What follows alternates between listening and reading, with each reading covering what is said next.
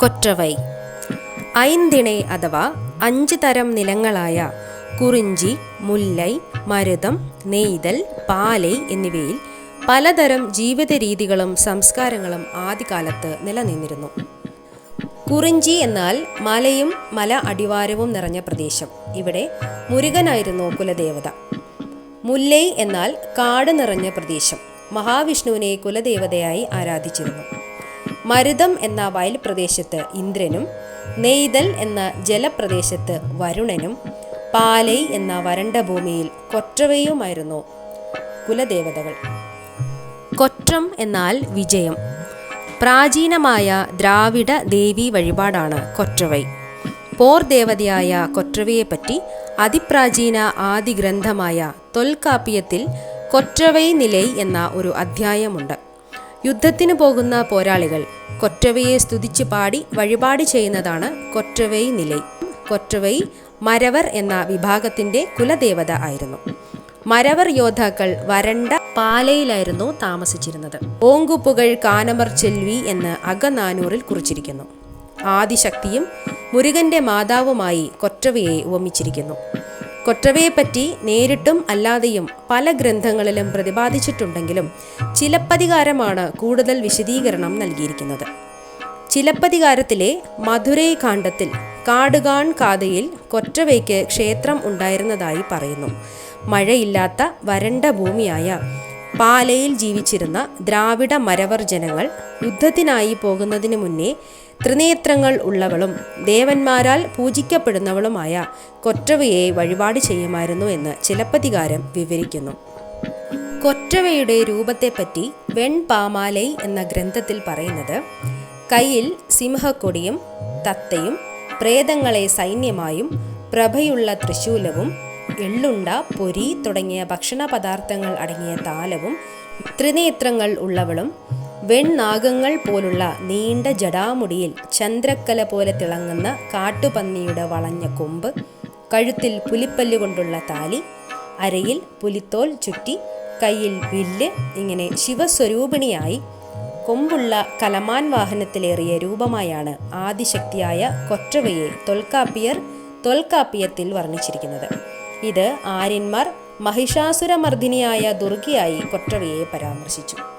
കിളി, കാട്ടുകോഴി, മയിൽ, കിഴങ്ങ് എന്നിവയും കുങ്കുമം, ഭസ്മം, ചന്ദനം എന്നീ തിലകങ്ങളും തുവരം പരിപ്പ്, എള്ളുണ്ട, അവരക്കായ്, ഇറച്ചിച്ചോറ് എന്നീ വിഭവങ്ങളും പറൈ എന്ന വാദ്യോപകരണത്താലുള്ള കൊട്ടും ചിഹ്നം, കൊമ്പ്, പുല്ലാങ്കുഴൽ വാദ്യങ്ങളും കൊണ്ട് ആഘോഷപൂർവമായാണ് കൊற்றവയെ വഴിപാട് നടക്കുന്നത്.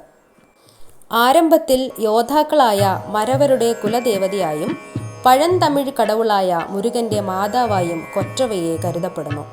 തിരുമുരുകാറ്റുപടൈ എന്ന ഗ്രന്ഥത്തിൽ മുരുകനെ മലൈ മകൾ മകൻ എന്ന് ഉമാദേവിയുടെ മകനായി വർണ്ണിച്ചിരിക്കുന്നു. ആര്യന്മാർ വിഷ്ണുവിൻ്റെ സഹോദരിയായി വിഷ്ണു ദുർഗയായി ഉമാദേവിയെ പരാമർശിക്കുന്നതിനാൽ കൊற்றവയെ ശംഖുചക്രധാരിണിയായും ചിത്രീകരിച്ചിരിക്കുന്നു. സംസ്കൃതമായപ്പോൾ കൊற்றവയെ വേദങ്ങളാൽ കാളിയായി ചിത്രീകരിക്കപ്പെട്ടു. കാലാന്തരത്തിൽ ഉമാദേവിയുടെ അംശമായ ദുർഗയുമായും കൊற்றവയെ താരതമ്യപ്പെടുത്തി. ചിലപ്പതികാരത്തിൽ തന്നെ ഇത് കാണാം. സംഘകാല കൃതികളിൽ പഴയോൾ, കൊട്രി, തുണങ്കൈ, കാട് കിഴവി, കാട് കിഴാൾ, മലൈമകൾ എന്ന് പല പല പേരുകൾ കൊற்றവയ്ക്കുണ്ട്. കൊറ്റം എന്നാൽ വെട്രി അഥവാ വിജയം എന്നാണ് അർത്ഥം. കൊற்றവൈ എന്നാൽ വിജയം നൽകുന്നവൾ എന്നും അമ്മ എന്നും അർത്ഥമുണ്ട്. കടലിലുള്ള ദൈവം കടൽക്കെഴു സെൽവി, കാട്ടിലുള്ള ദൈവം കാനമർ ചെൽവി, പഴയോൾ, പായ്കലെ പാവൈ, കാട് കിഴാൾ എന്ന പല പേരുകൾ സംഘകാല കൃതികളിൽ കൊற்றവയ്ക്കുണ്ട്. മഴയില്ലാത്ത പാലൈ എന്ന വരണ്ട ഭൂമിയിൽ ജീവിച്ചിരുന്ന മരവർ അമ്പും വില്ലുമേന്തി ശത്രുക്കളെ ആക്രമിക്കാൻ പോകുമ്പോൾ അവർക്ക് വിജയം നൽകുന്ന ദേവതയായാണ് കൊற்றവയെ അവർ ആരാധിച്ചിരുന്നത്.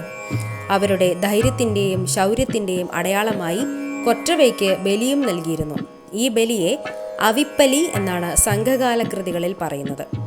കലയമർ ചെൽവി, അണങ്ക്, കൊற்றവൈ, അമരി, കുമരി, ഗൗരി, ശൂലി, നീലി, അയ്യൈ, കണ്ണുതൽ ഭാഗം ആളുടയാൾ, തിങ്കൾ വാഴ്സടയാൾ, തിരുവമാർ കിളയാൾ, പായ്കലെ പാവൈ തുടങ്ങിയ പേരുകളിൽ കൊற்றവയെ ഇളങ്കോ അടികൾ ചിലപ്പതികാരത്തിൽ വർണ്ണിച്ചിരിക്കുന്നു.